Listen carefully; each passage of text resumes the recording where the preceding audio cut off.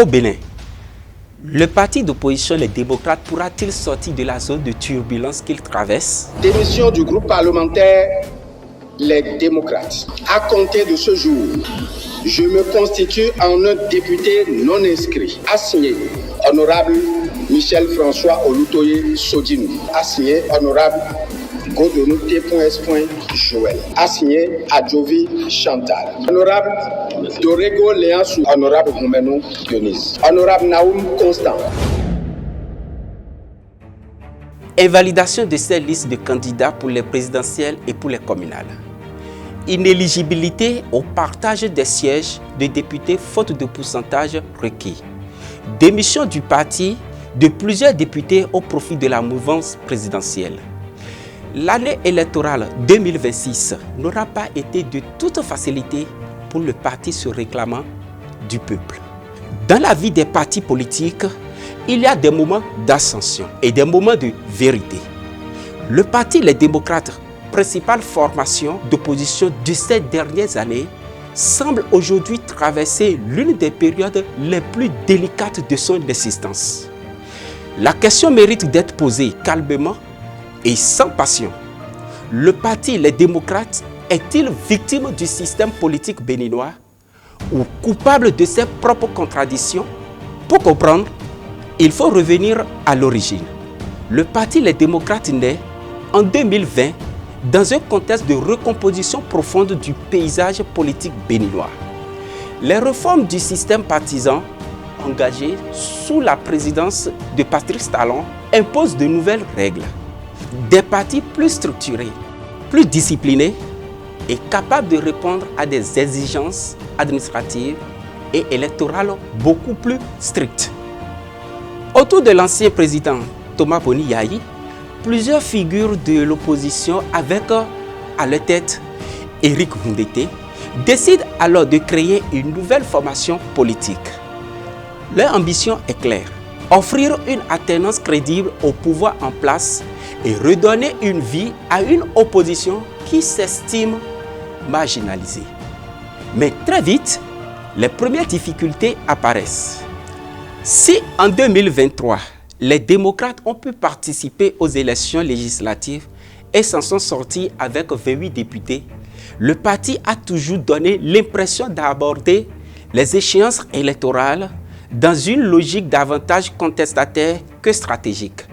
Quand on sait que 2026 inaugure l'ère des élections générales au Bénin et que le pays est désormais dans un système politique très encadré par les tests, la moindre faille administrative peut devenir un obstacle majeur. Résultat, des listes invalidées, des tensions internes et parfois l'impression d'un parti qui subit les règles du jeu au lieu de les anticiper. À ces difficultés s'ajoute un autre problème plus classique dans la vie politique africaine. Un parti ne vit pas seulement de discours, il vit aussi de discipline. Or, ces derniers mois, les démocrates ont été confrontés à plusieurs départs de députés vers la mouvance présidentielle. Des départs qui ont mécaniquement affaibli le poids du parti au Parlement et alimenté les interrogations sur sa solidité. Et puis, il y a eu ce qui ressemble à un tournant. Le retrait de la présidence du parti par Thomas Boni Yayi, un geste qui, symboliquement, ouvre une nouvelle phase, mais qui laisse aussi un vide.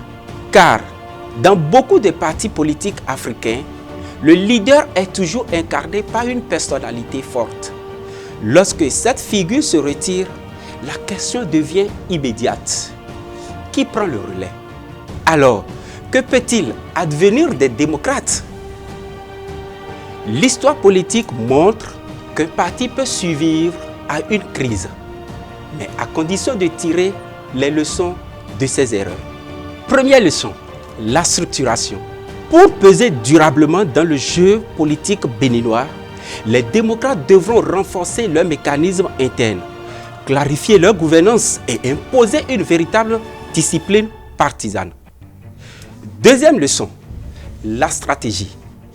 Dans le Bénin d'aujourd'hui, la bataille politique ne se joue pas seulement dans les meetings ou les déclarations politiques.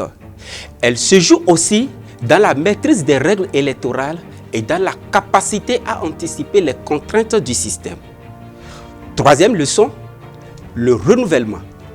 Un parti qui veut durer doit savoir faire émerger une nouvelle génération de responsables politiques capables de porter le projet au-delà des figures fondatrices.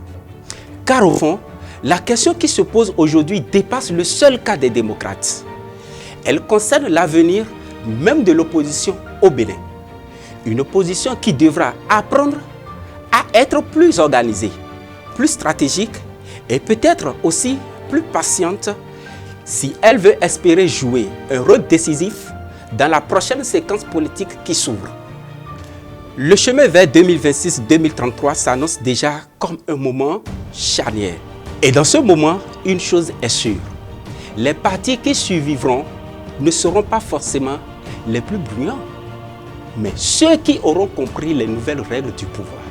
Alors, dites-moi, les démocrates, victimes du pouvoir ou coupables de ces choix?